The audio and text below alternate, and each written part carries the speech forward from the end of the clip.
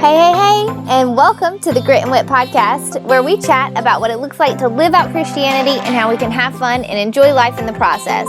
I'm your host, Rebecca Caldwell. Welcome to the party.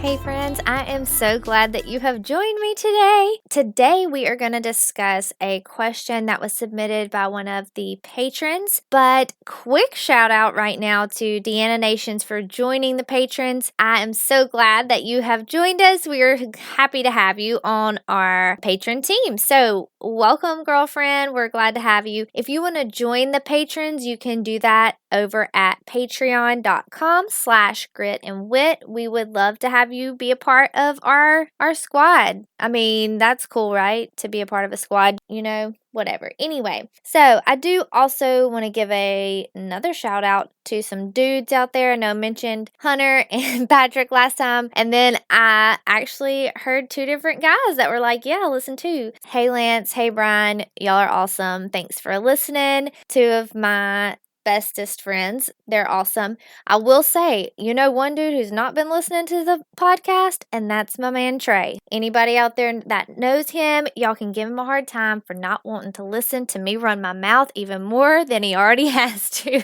Let's hop into today's subject, and the question that was submitted was how to balance our multiple identities, our multiple roles, wife, mom, sister, worker, etc., without getting overwhelmed. How do we do that?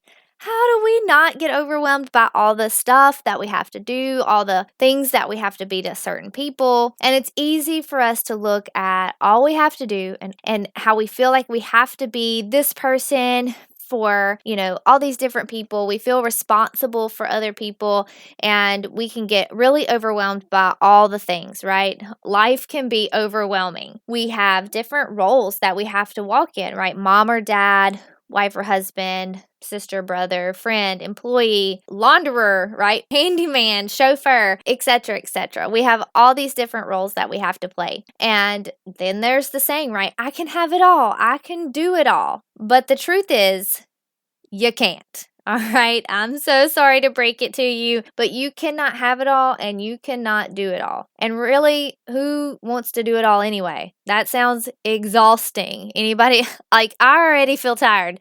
I don't need all the things to do as well. I don't want to do all the things. I want somebody else to help me. Somebody that's better at it than me can come alongside me and help me do it, right? We don't have the capacity to do it all or to have it all. I look at my tiny house and I'm like, where would I put all the things if I had it all? I would have nowhere to walk. I would look like one of those House on the Hoarding reality shows that they used to air. I don't know if that's still on the air. I used to be fascinated and grossed out all at the same time. I, though, am a put everything up kind of girl, so the messiness would eat me alive. Here's what happens is that we think that we need to have it all, or we think that we need to do it all. We need to be and do everything. And then people will quote Philippians 4:13 and be like, through Christ, I can do all things. But here's the thing, is that if you take Philippians 4 and you put it into context, that's not exactly what Paul is talking about. Side note, scripture is very valuable and it's crucially important for us to live our lives by, but it's also very important that we look at the context in which it's written so that we can fully understand what God is trying to teach us and not take it and do what we want with it. Does that make sense? So, in Philippians 4:10 through 13, it says, but rejoice in the Lord greatly, that now at last your care for me has flourished again. Though you surely did care, but you lacked opportunity. Not that I speak in regard to need, for I have learned in whatever state I am to be content. I know how to be abased, and I know how to abound. Everything and in all things, I have learned both to be full and to be hungry, both to abound and to suffer need. I can do all things through Christ who strengthens me. And we see Paul here is talking about contentment. He's saying, I can go without and I can have a lot. I can be in need and I can have all the things I need. And whatever state that I'm in, I can do all things through Christ who strengthens me. So really, Paul here is talking about contentment. He's not really talking about having it all and doing all the things. So contentment, that's another podcast for another day. So we're going to move on. How do we balance the different roles we have without getting overwhelmed? First things first. Let's start with a clean slate. So take whatever expectations you have of yourself and your life and throw them out the window. Just envision yourself riding down the road, long stretch of highway. You roll the window down and you throw all these expectations out the window. Literally envision it throwing them out of the window. Take the pressure off of yourself. You don't have to be perfect. Hey, deep breath in. Exhale, shake it off.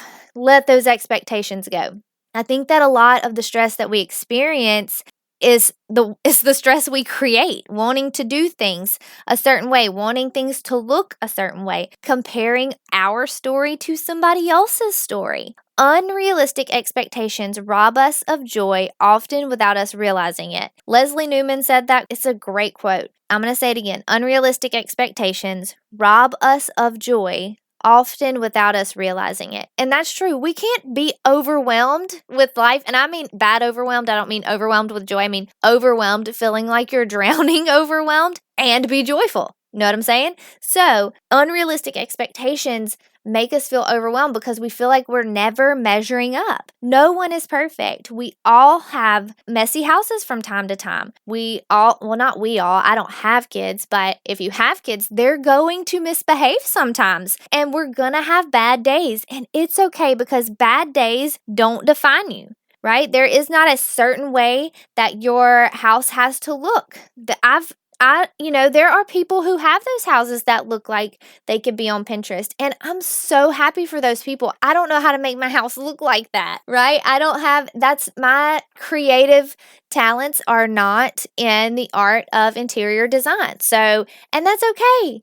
Oh, all right, one day I'm going to have enough money to have somebody else come in and decorate my house, and that's going to be amazing. But until then, it's just going to look like it looks, and I'm just going to keep it as tidy as I can. Don't feel like you should do certain things. Don't feel like you should have your house look a certain way. Don't should on yourself, right? Don't feel like you have to meet these certain expectations. That's not realistic. So, clean slate, all right? We're starting fresh, starting new. We're not going to hold ourselves to any kind of unrealistic standard. And we're not going to compare ourselves to others around us, okay? Our lives are not their lives. Their story is not our story. Stay in your lane, okay? And we're going to commit every area to the Lord. If we look at Psalm 37:5, it says, commit everything you do to the Lord. Trust Him, and He will help you in every area. God, I commit this to you.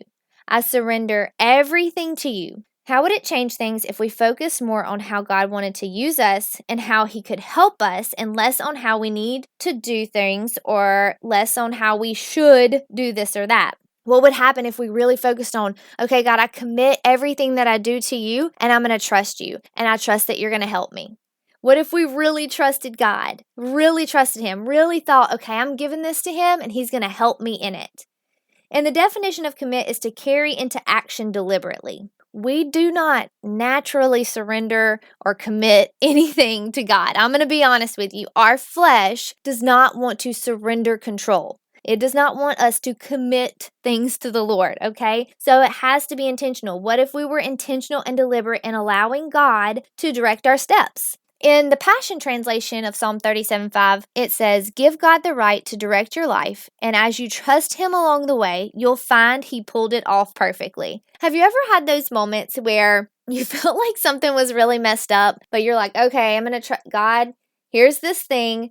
I feel like it's messed up. You're just going to have to take care of it. I trust you. I'm just going to walk it out. And then at the end, you're like, this worked out. Who knew? Who knew trusting God would work out, right? Trust God. Give God the right to direct your life. The Lord is so gracious and kind. He gives us free will. He's like, I want you to choose. You get the right to choose. You choose what you're going to do with your life.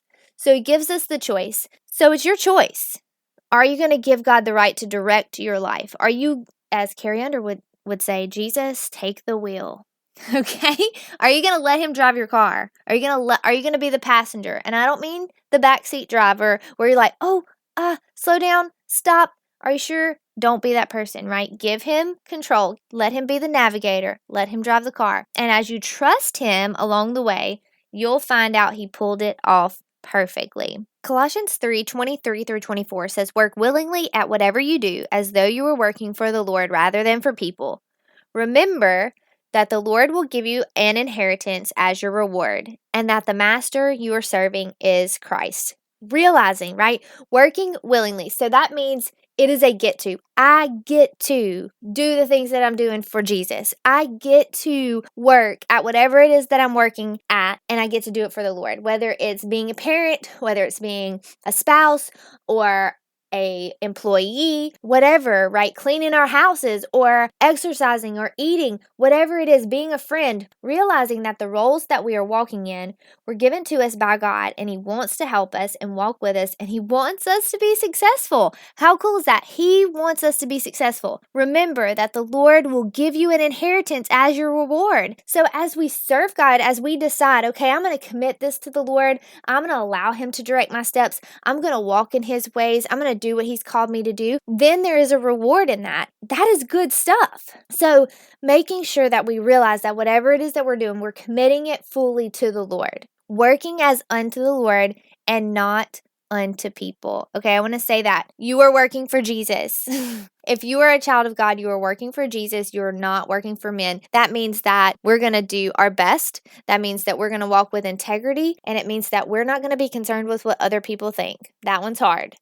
That one's hard. It's hard to not care what other people think. It's hard to not care what other people are saying. But we can do it. We can keep our eyes on the prize. Keep us focused. God, keep us focused. The next thing you want to do is you want to know and live your values.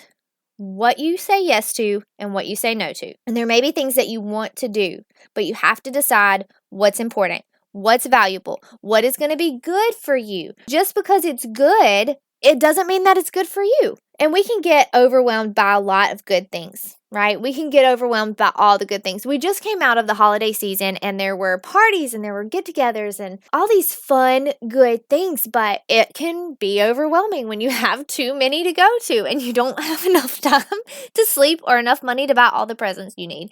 It can be overwhelming. So we have to make sure that we're saying yes to the right things for us. What is right for you? And we all have these roles to fulfill, but sometimes it all starts to pile on top of us and we feel overwhelmed by all that we have to do and all that we have to be. And then it feels like we're drowning and we don't have enough time and we don't have enough energy, and we have to learn to say no and let go of the fear of missing out and let go of the fear of what people may say and let go of the fear that if you don't do it, then nobody else is going to do it. It's okay. It is okay to say no. But I understand FOMO is real. Hi, my name is Rebecca and I struggle with FOMO. Show because I want to do all the things. I'm worried about missing out on opportunities. We need to ask God for wisdom.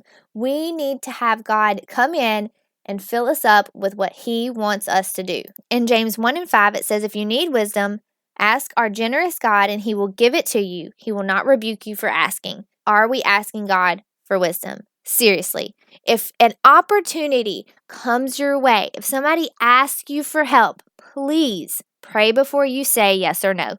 Please, please, please. Now, God may give you an instant answer in your heart, but don't. Okay, here's the thing. Be careful that it's not your need to please others, or it's not you feeling guilty like you have to help. Make sure that it's not you fearing that you're going to miss out on something if you say no. Pray before you commit. Pray before you say yes or no. Be intentional about allowing God to take the lead in your life.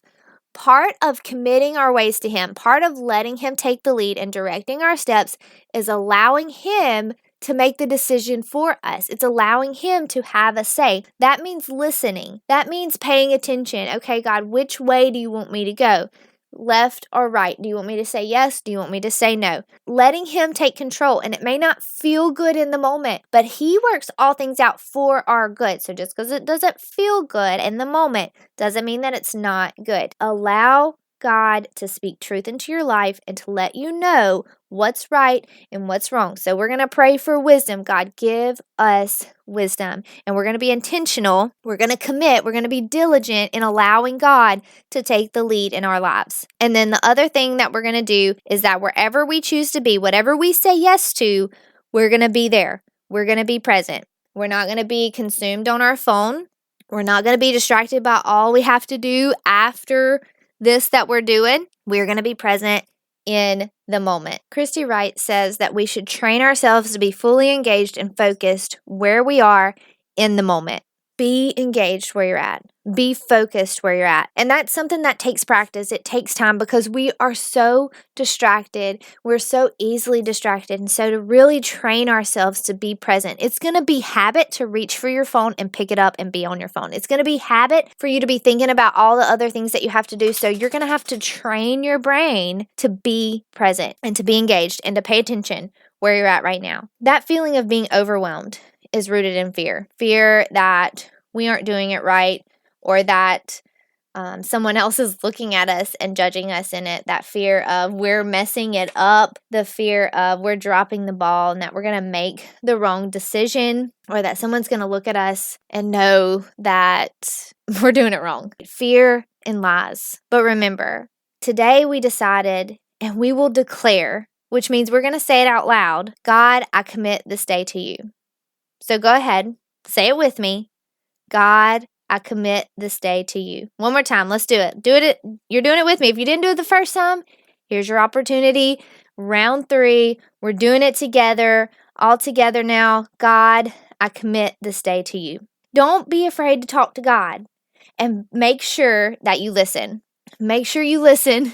So conversations happen where we talk and we listen. I know that's a foreign concept to some of us. Hand held up right here, guilty.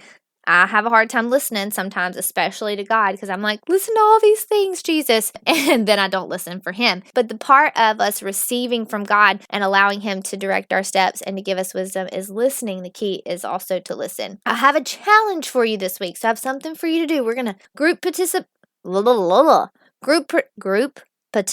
I can't even say participate. Group participation time. There we go. There it is. Each day before you get started, I want you to declare.